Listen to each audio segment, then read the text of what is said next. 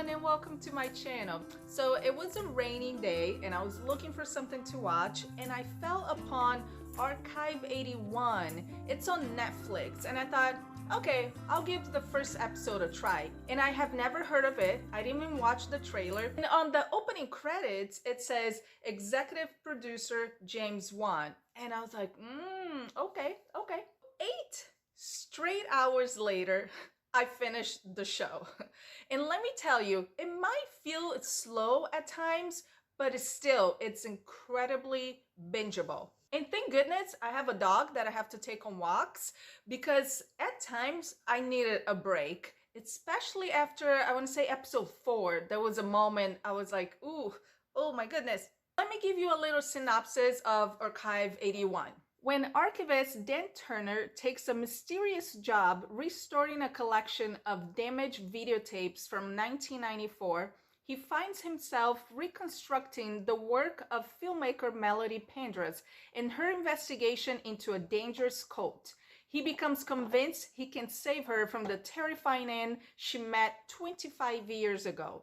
And by the way, this show, it's based on a popular podcast. So I was a couple episodes in and I was getting vibes of 3 things. First was Dark.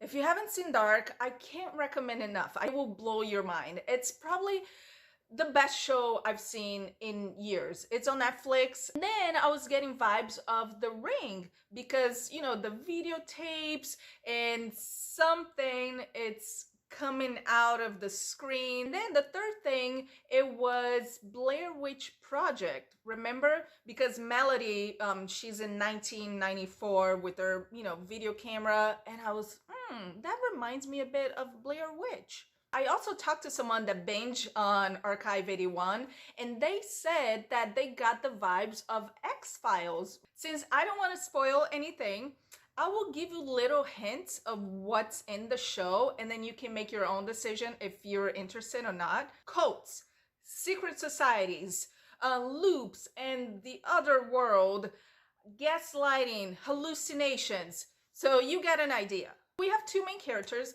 Melody and Dan is played by Mamadou Ati.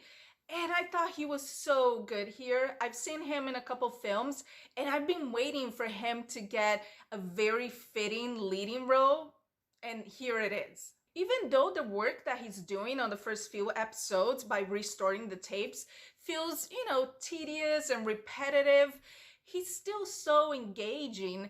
And yet, at first he might come off flat, but I think that's who Dan is, the emotionalist, because he went through something so traumatic when he was a kid. If you're looking for jump scares, that's not really the show for you. But if you like intriguing mysteries and disturbing events, you have a blast with Archive 81. And let me be honest, it does require some patience and attention. And I was glad that I started watching it earlier in the day because I don't know if I would have paid enough attention, especially the last 2 episodes, if I was watching in the wee hours of the night and if I was tired.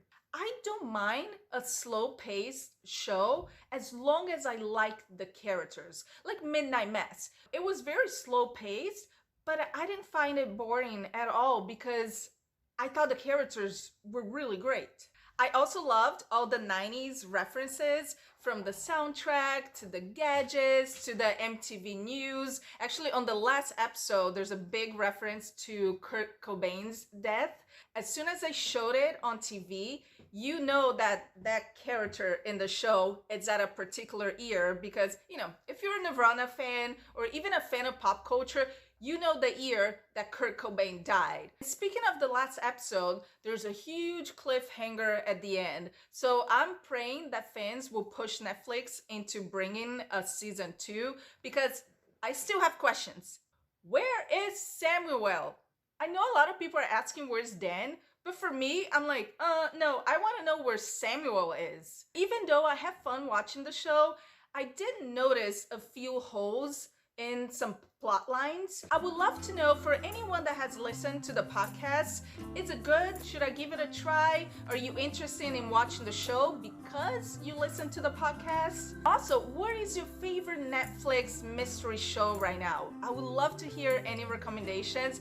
For me, it's still dark. Dark still pretty up there.